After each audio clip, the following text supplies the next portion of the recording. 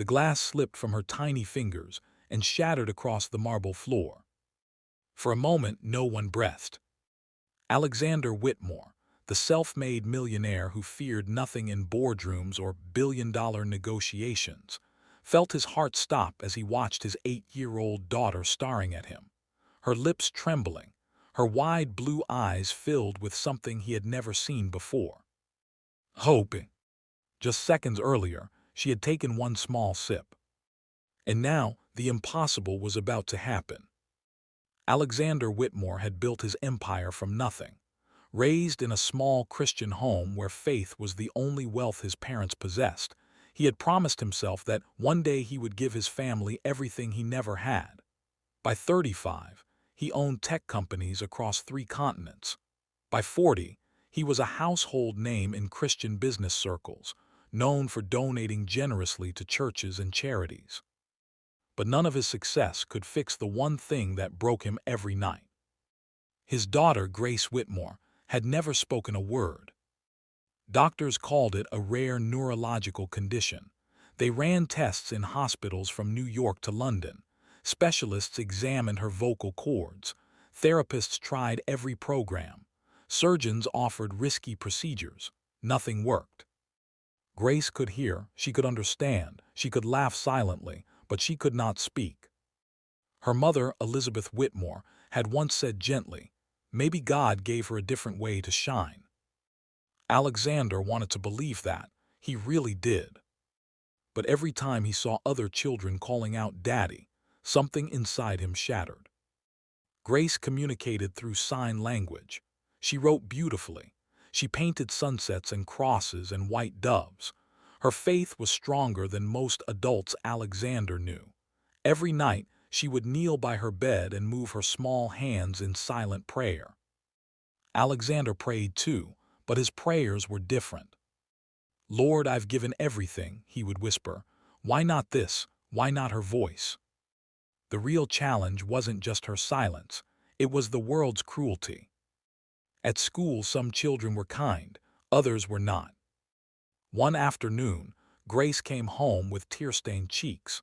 She handed her mother a note she had written during recess. "They said I'm broken." Elizabeth held her daughter tightly. Alexander, standing in the doorway, felt rage rise inside him like fire. He wanted to storm into that school and buy the entire building if he had to. He wanted to protect her from every harsh word. But he couldn't buy her confidence.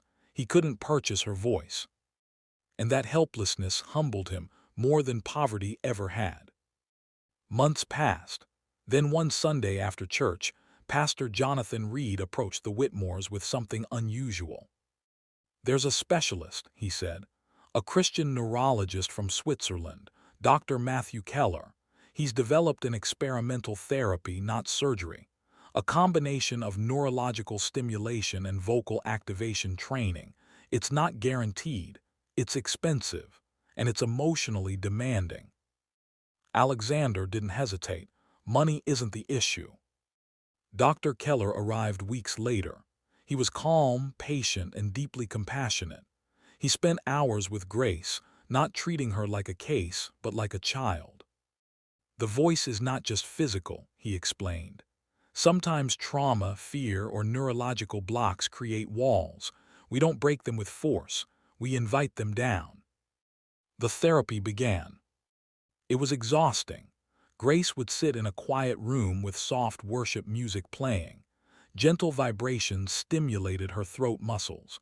She practiced breathing exercises. She would try to push air past vocal cords that had never formed sound. Nothing came.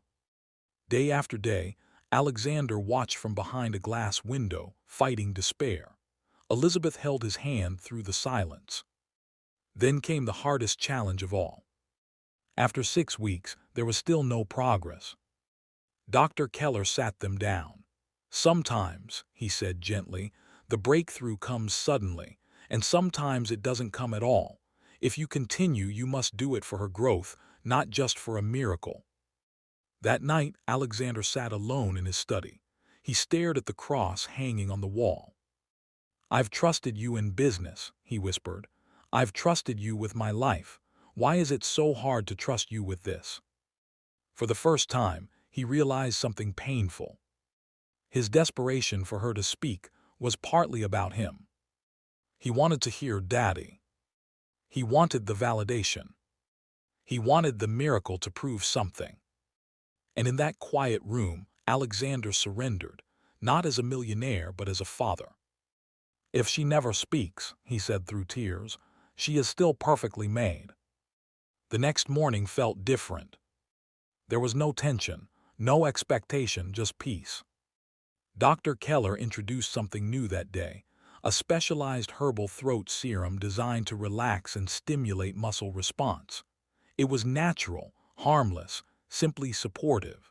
Grace had to take one sip before starting the session. She looked at her parents, then at the small glass in her hand. Elizabeth smiled softly. Alexander nodded, tears already forming. Grace lifted the glass and took one sip. For a second, nothing happened. Then her body stiffened, not in pain but in surprise. Her hand flew to her throat. Her eyes widened. A sound raw and fragile escaped her lips. The glass slipped and shattered on the marble floor. Alexander's heart stopped. Grace looked directly at him. Her mouth trembled. The room felt suspended between heaven and earth. And then, in a voice barely louder than a whisper, broken and beautiful, "Dun-dee-dee-why." Alexander fell to his knees. Elizabeth covered her mouth, sobbing. Dr. Keller stood frozen, tears streaming down his face. Grace tried again, stronger this time. "Daddy." It wasn't perfect, it wasn't clear, but it was real. Alexander crawled across the floor, not caring about the glass, not caring about dignity. He wrapped his arms around his daughter and wept like a child. Years of silence shattered in one sacred moment. But the real miracle wasn't just the word. It was what followed. The therapy didn't magically fix everything. Grace still struggled. Her voice was fragile and needed training. There were setbacks. Some days she could barely speak at all. Other days she grew stronger. Yet something inside her had shifted forever. Confidence replaced shame. At school, when a classmate once mocked her, Grace looked them in the eyes and softly said, "God made me strong." The room fell silent. Alexander learned something deeper than success. Miracles aren't vending machines for faith. They are invitations to surrender. Months later, at a small church gathering, Grace stood beside her father. With effort and pauses, she shared her testimony. "I was never broken," she said slowly. "I was waiting." There wasn't a dry eye in the building. Alexander no longer prayed for proof. He prayed with gratitude. And every night, when Grace wrapped her arms around him and whispered, "Good night, Daddy," he understood something that no amount of money could ever buy. The greatest wealth isn't found in bank accounts. It's found in faith that survives the silence. And sometimes, all it takes is one small sip to remind us that God is still writing miracles.